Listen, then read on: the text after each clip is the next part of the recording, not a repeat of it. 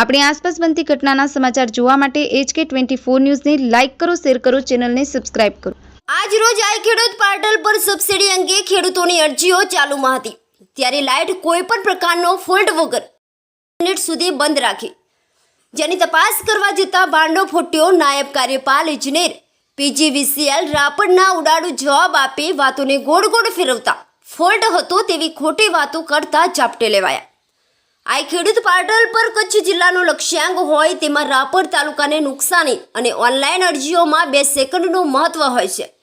સત્તાનો ભાન ભૂલેલ રાપર PGVCLના કર્મચારી, વકીલ અને પ્રમુખ જેવાને વ્યવસ્થિત જવાબ ના આપતા હોય તો સામાન્ય માણસને આ લોકો કેવો જવાબ આપતા હશે? માણસોના કેવા કામ કરતા હશે? આ પણ પ્રશ્ન આશ્ચર્યજનક અને ગંભીર છે।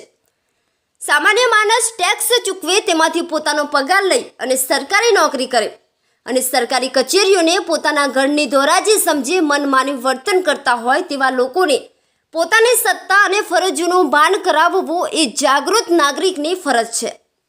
નમસ્કાર, હું સુરેશભાઈ મકવાણા, એડવોકેટ અને આમ આદમી પાર્ટી રાપર તાલુકા પ્રમુખ।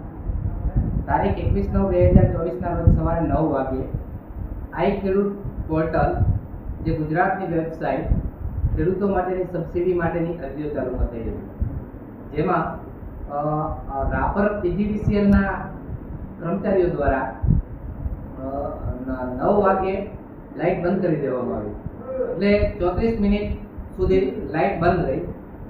હવે એના માટે અમે રજૂઆત કરવા ગયા સાહેબ પાસે, અને ત્યાંના નાયબ કાર્યપાલ ઇજનેર જે હતા AB પ્રજાપતિ સાહેબ, એમને અમે કહ્યું કે સાહેબ, આ સમય દરમિયાન તમે લાઇટ કેમ બંધ કરો છો? કારણ કે આ ખેડૂત જે સબસિડીની અરજીઓ છે એ સબસિડીની અરજીઓનો લક્ષ્યાંક આખા કચ્છ જિલ્લાનો હોય છે, અને એમાં 10 મિનિટ પણ જો આ સમય દરમિયાન જો લાઇટ બંધ રહે તો ખેડૂતોને, રાપર તાલુકાના ખેડૂતોને મોટું નુકસાન થાય।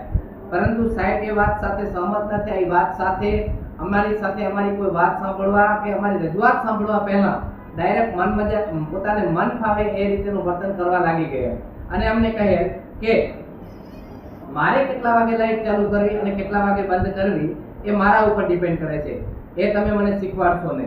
એટલે સાહેબને અમે કહ્યું કે સાહેબ, આખો દિવસ હોય છે, સરકારી જે કચેરી છે જે સવારના 10 વાગ્યાથી કરી અને ખુલે છે કે 5-6 વાગ્યા સુધી, તો અમારો કહેવાનો મતલબ એવો હતો કે 9 વાગ્યાથી કરી અને 1 વાગ્યા સુધી સળંગ વીજ પુરવઠો આપો।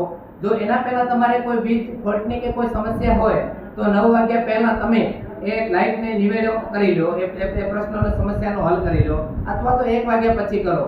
તો સાહેબ અમને જે મજા આવે એમ બોલવા લાગે, અને કહેલ કે અમારો એક વ્યક્તિ જે મરણ પામેલ છે, જે જીવતા લાઇટ સાથે, એમાં બેદરકારી પોતાની તંત્રની જ હતી। એક જગ્યાએ લાઇટ ચાલુ ન કરી, બંધ ન કરી, અને એક સાઈડ ચાલુ હતી ને એક સાઈડ બંધ હતી, એવી સ્થિતિમાં ભાઈ મરણ પામ્યો જે કેનાલ ઉપર। પરંતુ તેમ છતાં ઠીક છે, પરંતુ સાહેબ જે મન ફાવે તેવા ઉડાવ જવાબ દેવાના કારણે મારે અધિક ઇજનેર અંજાર વિભાગને મારે જાણ કરવાની ફરજ પડેલ છે, અને આવનારા સમયમાં જો આમ નામ કરતા રહેશે તો આના વિરુદ્ધ જે પણ કાયદાકીય પગલાં લેવાની ફરજ પડશે તે અમે, હું એડવોકેટ અને અમારી આમ આદમી પાર્ટી યુવા સમિતિ કે પાર્ટી સમિતિ દ્વારા આ તમામ રજૂઆતો છે ઉપર સુધી કરવામાં આવશે। અને આ જે એબી જે પ્રજાપતિ સાહેબ છે, જે પોતાનો મન ફાવે તેવા ઉડાડુ જવાબ દેતા હોય, ત્યારે અમારે એક જાગૃત નાગરિક તરીકે અને અમારે આમ આદમી પાર્ટી તાલુકા પ્રમુખ તરીકે મારી એક ફરજ બને છે કે મારે એમને પોતાની સત્તાનું ભાન અને એની ફરજોનું ભાન કરાવવું પડે। એટલા માટેથી અને મેં એના વિરુદ્ધ પત્ર લખ્યો છે, અને આવનારા સમયમાં જો પોતે પોતાનું વર્તન નહીં સુધારે, પોતાનું બિહેવિયર નહીં સુધારે, તો આવનારા સમયમાં જે કંઈ કડક અને કાયદાકીય પગલાં લેવાની ફરજ પડશે તે અમે લેશું। અસ્તુ।